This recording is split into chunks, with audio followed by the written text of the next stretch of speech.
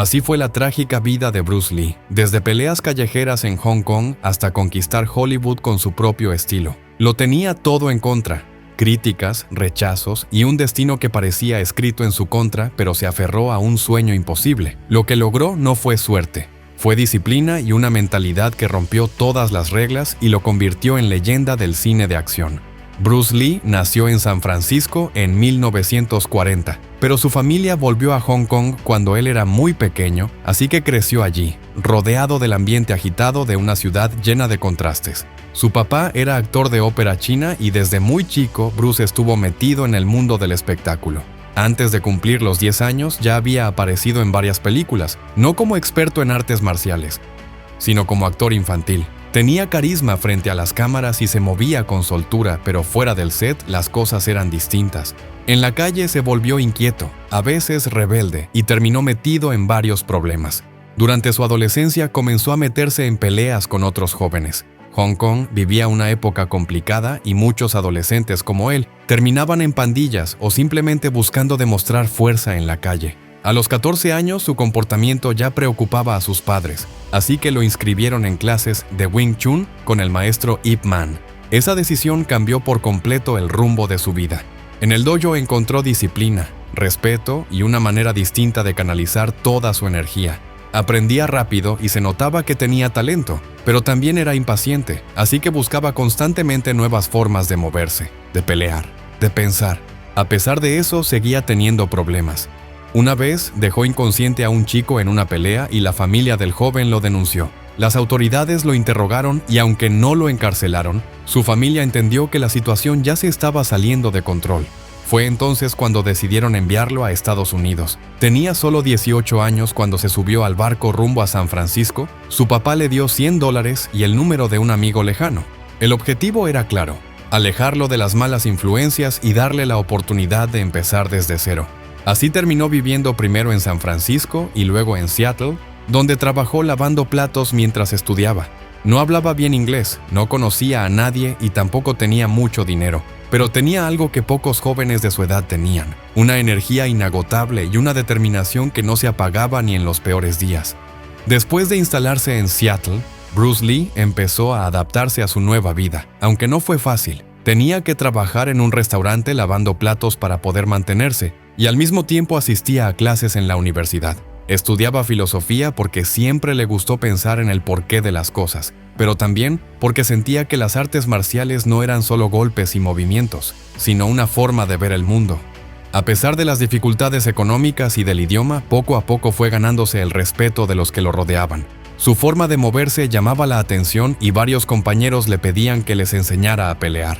Así fue como, sin mucha planificación, empezó a dar clases informales en los parques o en pequeños espacios prestados. Luego decidió abrir su propia escuela de Kung Fu. La llamó Jun Fan Kung Fu Institute, y allí enseñaba una mezcla de estilos con su toque personal.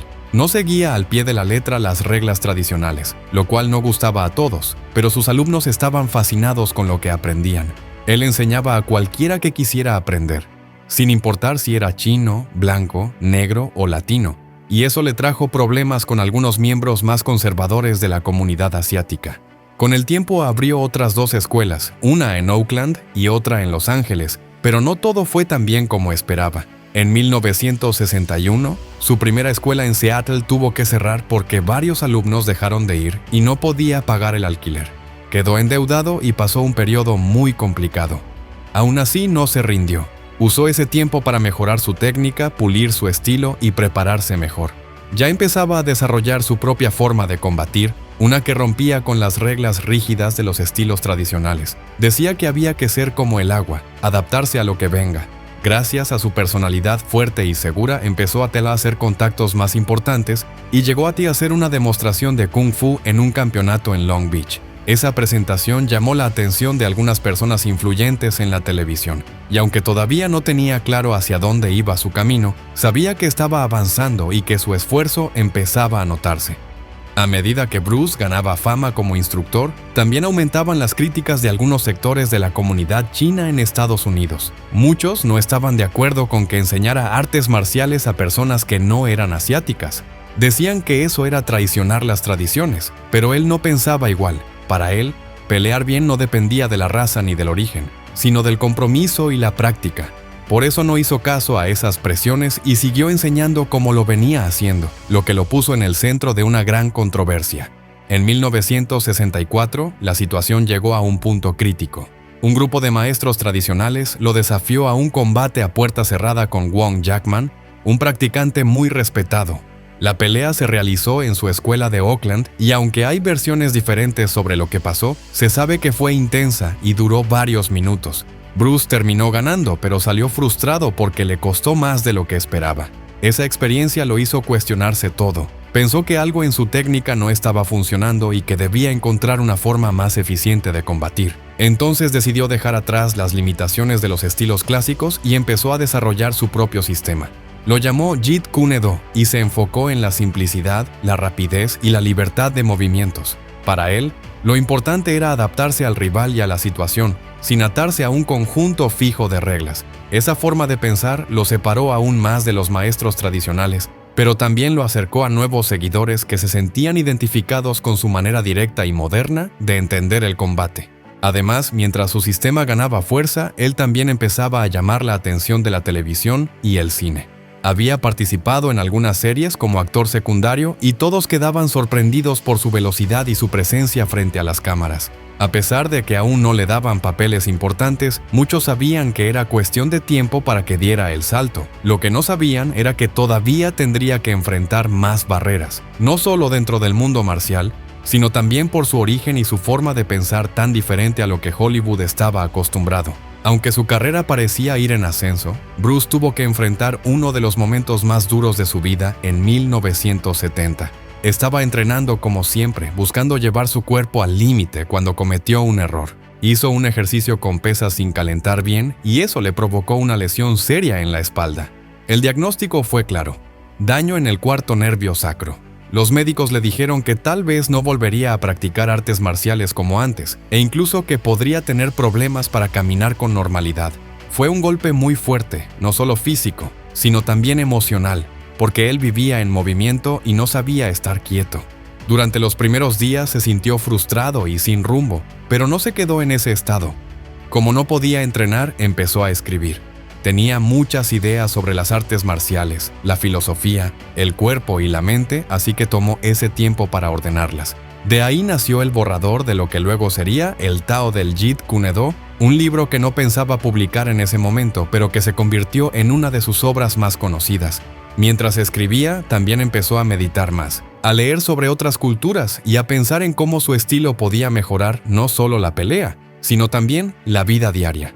A pesar de las limitaciones físicas, siguió entrenando desde lo que podía hacer. Cambió algunos movimientos, adaptó sus rutinas y, poco a poco, fue recuperándose. No fue rápido ni fácil, pero logró volver a moverse con fuerza y precisión.